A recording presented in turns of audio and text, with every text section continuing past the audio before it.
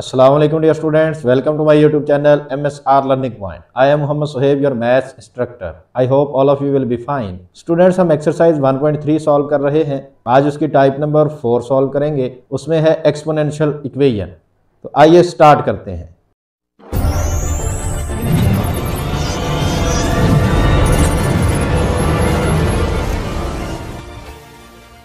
Students, हम exercise 1.3 solve कर रहे हैं। उसका क्वेश्चन नंबर हमारे पास है 13। तो ये है एक्सपोनेंशियल इक्वेशन। एक्सपोनेंशियल इक्वेशन को पिछली वीडियो में हमने देखा था कैसे सॉल्व करते हैं, कि सब्स्टिट्यूशन करते हैं वहां पे। तो क्वेश्चन नंबर 13 हमारे पास है 3 power 2x + 2 is equal to 12.3 power x - 3। Next हम सोल्यूशन में इस क्वेश्चन को एज इट इज लिखेंगे। तो सोल्यूशन लिखा हमने 3 power 2x + 2 is equal to 12.3 power x - 3। अब नेक्स्ट स्टेप में क्या करना है कि इन दोनों वैल्यूज को हमने लेफ्ट साइड पे कैरी करना है। इन दोनों के साइन चेंज होंगे। 3 power 2x + 2 as it is आएगा, -12.3 power x + 3 is equal to 0। Next students क्या होगा कि यहाँ पे रूल अप्लाई होगा a पावर m + n। वो किसके इक्वल होता है? दोनों की पावर सेपरेट हो जाती है। 3 पावर 2x डॉट 3 पावर 2, इन दोनों को मैंने कैसे लिखा?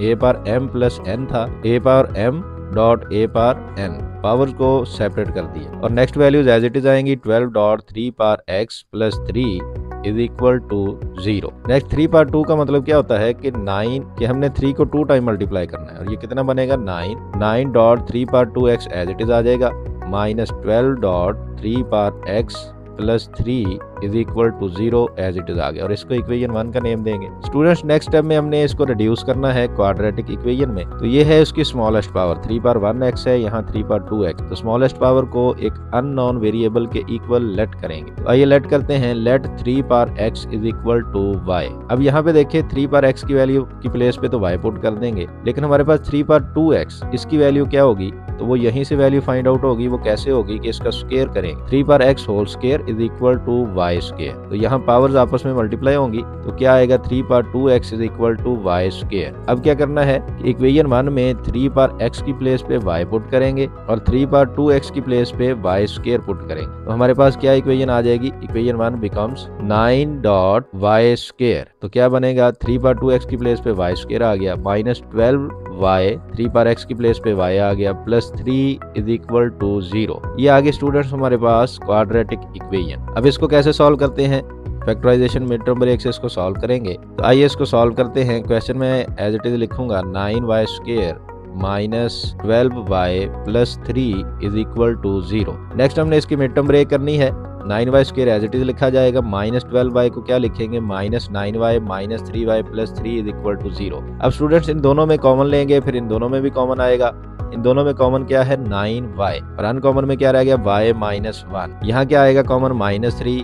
तो यहाँ क्या आएगा? y - 1 is equal to 0। यहाँ देखिए माइनस की वजह से साइन चेंज होगा और 3 1s are 3 होगा। स्टूडेंट नेक्स्ट देखें इन पूरी इक्वेशन में क्या कॉमन है। इस पूरी इक्वेशन में कॉमन है y - 1। वो मैंने रेड भी कर दिया है, हाईलाइट कर दिया है। y - 1 कॉमन आएगा। अनकॉमन में क्या रह गया? ये ब्लू वाले दोनों रह गए। 9y - 3 is equal to 0। अब दोनों को हमने 0 के इक्वल पुट करना है। y - 1 is equal to 0 and 9y - 3 is equal to 0। यहाँ ये दोनों लीनियर इक्वेशंस हैं। कैसे सॉल्व होती हैं? वेरिएबल एक साइड पे और कांस्टेंट दूसरी साइड। -1 को जब मैं राइट साइड पे कैरी करूंगा तो उसका साइन चेंज होगा, y इज इक्वल टू 1 आएगा। यहाँ -3 को कैरी करेंगे तो वो क्या बनेगा? 9y is equal to 3। Next y is equal to 1 तो एज इट इज आएगा। यहाँ पे 9 को कैरी करेंगे, वो मल्टीप्लाई हो रहा है, राइट साइड पे डिवाइड होगा, 3 डिवाइडेड बाय 9। तो इसका आंसर क्या आएगा? y is equal to 1/3। Students, ये y की फॉर्म में 2 आंसर्स आ चुके हैं हमारे पास। अब हमने किसकी फॉर्म में आंसर्स फाइंड करने हैं? ओरिजिनल इक्वेशन में जो वेरिएबल है उसकी फॉर्म, और वो x की फॉर्म में था तो उसी की फॉर्म में आंसर्स फाइंड होंगे। इन दोनों वैल्यूज को बारी बारी हम इक्वेशन नंबर 2 में पुट करेंगे जो हमने लेट की थी। y is equal to 1 and y is equal to 1/3 को इक्वेशन 2 बिकम्स, या बाय इक्वेशन 2 हम लिखेंगे वो क्या थी? 3 power x is equal to y।